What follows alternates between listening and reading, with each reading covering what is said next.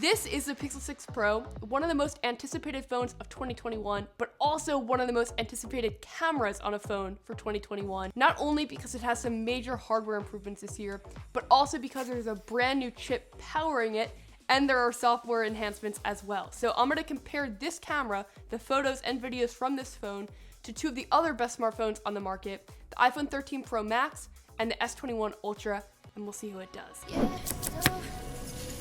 All right, image number one, Pixel 6 Pro crushes. The colors are saturated and bright, and the depth of field is rockin'. The S21 Ultra image is also actually great here, but when zoomed in, it's actually slightly less sharp than the Pixel, but it's really close. The iPhone 13 Pro Max seemed to misfocus here a little bit, which is unfortunate and honestly pretty uncommon with the 13 Pro Max. So let's move on to the next one and get another example. This is just an outdoor like portrait mode shot of me where the phones try to fake the bokeh. Both the Pixel 6 Pro and the iPhone 13 Pro Max seem to have struggled a bit with edge detection, especially around my hair. The S21 Ultra did a really good job here. And in my opinion, the Pixel 6 Pro absolutely mauled the colors. I've noted in past camera comparisons that the Pixel lineup tends to go with this bluer tint to the photos. I think sometimes it can look really cool, but I think that it doesn't look as good when you have a person in the shot. And it also sometimes over sharpens the image, so it actually adds like blemishes and stuff to your face, or it accentuates them. So the Pixel 6 Pro, I think I probably look worse in aesthetically out of all three of them, but it's a personal preference thing. Like maybe you want that level of realism in your photos. The iPhone 13 Pro Max definitely smoothed out my skin a lot in the photo,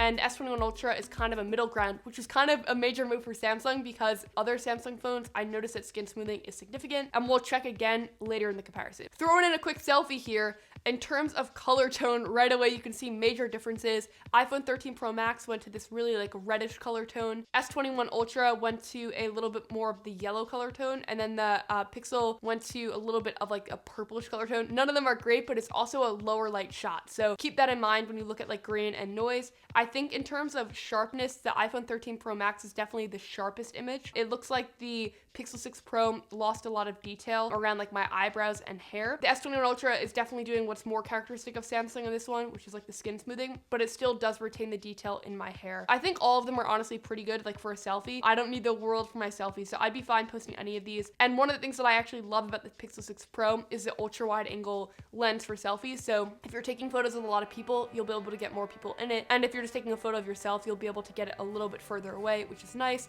but you have the option so you could take it further or closer depending on what you want. And this was also using like that portrait mode, live focus mode on all three phones, and they all did much better here with edge detection.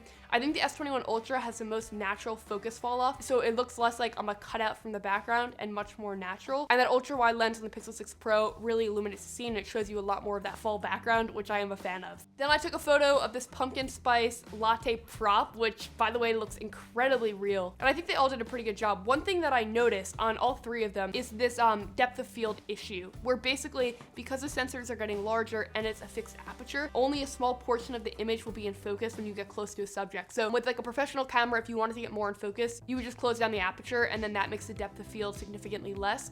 Not to get too technical here, but on these phones, obviously the aperture is completely fixed, so it always is using that same very open wide aperture. So what both the iPhone 13 Pro Max and the S21 Ultra try to do is switch lenses. So on the S21 Ultra, it's called like focus enhancer, and you can actually turn it on or off. But on the iPhone 13 Pro Max, it just happens by default. And because of that, while it gets more in focus, it often looks like the worst quality image. So I would kind of like the option. I think the way Samsung does it is great because it gives you the option between having it on or keeping it off. I also use this as an opportunity to test out the zoom range on the Pixel 6 Pro. So it now has a 4x telephoto lens, and I'm gonna test out the zoom, like putting it to the extremes a little later in the video. But just to briefly look at this 4x lens, I think it looks pretty good. Like the detail is definitely there. Google in the past has kind of been a little reluctant to give a telephoto. They kind of just use software and optimization to make it work, but having the actual hardware component here has allowed for the phone not only to have good 4x zoom, but also to kind of extend that range to 20x zoom. They all also have a night mode. So I took this regular photo on 1x zoom, and I think that the iPhone 13 Pro Max is the best one here. It's most illuminated and it's the sharpest. The Pixel 6 Pro looks a little bit soft to me, and I think the sky on the 13 Pro Max looks a little bit brighter and more interesting to look at. Obviously it's nighttime, so none of these are like true to life in terms of like, it's pretty dark out. I couldn't see that far, but the point of night mode is to kind of let in more light so you can actually make out what's going on in the shot. And the way that all the phones do it is they keep the shutter open for longer, so you have to keep your hand super still, and they all often pick different durations of time to do it. So the S21 Ultra takes the longest amount of time on average to take the photo because it's trying to let the most amount of light in, but I found that then that means that the photo can end up being a little bit more blurry if you move your hand at all. So you have to really focus on being steady. The iPhone 13 Pro Max, I think, keeps it open for the perfect amount of time to let in light, but also to not have it be problematic. On the Pixel 6 Pro, when you're looking in the viewfinder, just like last year, it kind of shows you a brighter version, so you can set up framing, which I appreciate, and then when it processes, it really takes out a lot of that noise. But on the Ultrawide, I thought that the image was not that amazing. I also didn't think it was that amazing on the iPhone 13 Pro Max. It looks very soft to me. The S21 Ultra has my favorite Ultrawide night mode image. I think it's sharp and looks pretty good. All right, zoom test number 1. So this one, both the S21 Ultra and the iPhone 13 Pro Max is at 3x zoom, and on the Pixel 6 Pro it's at 4x zoom. And I think they all actually do a pretty good job here. The S21 Ultra is kind of the zoom king when you get to really deep ranges. So it can go up to 100x zoom, which the other two phones just can't compete with.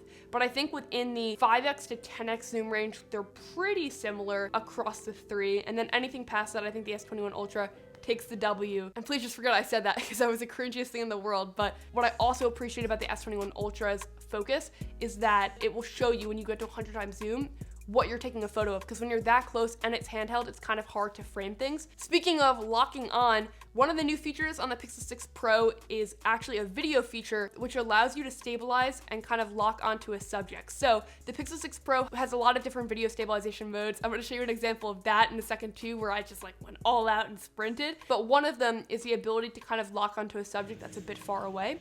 And I was so impressed with this feature. Damn, that is genuinely so impressive. And the other stabilization modes are like the standard mode. Then you have a more cinematic mode, which will basically play the thing at half speed. And they demonstrate using it for like panoramas. And then you have the super steady mode, so if you're like taking an action shot. All right, I'm about to do a full out sprinting test.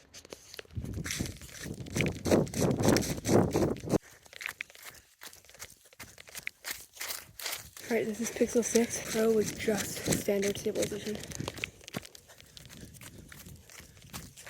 The iPhone 13 Pro Max doesn't have a special stabilization mode, it's just a built-in one, and it struggled in comparison to the other ones. I think it definitely looks worse. And the S21 Ultra has super steady mode, which lowers the quality of the video, but adds a ton of stabilization, and then it also just has like the regular stabilization. So I use both on that as well. Let me know what you think about that in the comments. I think the best overall stabilization is probably Pixel 6 Pro because of all the different modes, but I'm also planning to make a full video where I basically try out like every single camera feature on the Pixel 6 Pro and put it to the test. I wanted to get this camera comparison out first because I know a lot of people are deciding like right now whether or not to buy it, but that video will be super in depth and I'll try out like all the other modes. All right, next image is an ultrawide image in the studio, and I think that they all actually have like a pretty respectable ultrawide this year. The iPhone 13 Pro Max's ultrawide is a bit wider, so it's 0.5 versus the 0.7 on the Pixel 6 Pro versus the 0.6 on the S21 Ultra. So if you really care about getting the most amount in a picture, iPhone 13 Pro Max is your call. I think one of the main reasons in the past why someone bought a Pixel phone was the color science and the image processing.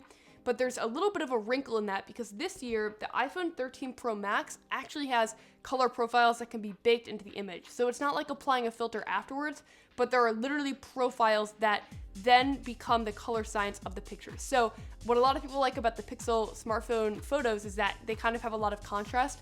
You can now do that on the iPhone 13 Pro Max. You can add the contrast. I think that the iPhone 13 Pro Max's strong suits are still consistency and video, and I'm happy to continue to test that in the full Pixel 6 Pro review. So if you want to see more video samples, let me know in the comment below. And I think that the S21 Ultra's main advantage is the 100x zoom. I think in the other categories, sometimes it does well, but it's a little bit outclassed by the 13 Pro Max and the Pixel 6 Pro on average. If I was using a camera just to take shots of people, the iPhone 13 Pro Max would be my pick because I think it takes the best, most reliable portrait photos, but the color science is definitely not to everyone's taste. Some people don't like the way it kind of like tans out the skin. If you want to check out my full video on the 6 Pro, like my first impressions and 5 things to know, you can click right here. And thank you so much for hanging out with me. I really appreciate you, and I hope you enjoyed this one. Have an awesome day. Bye.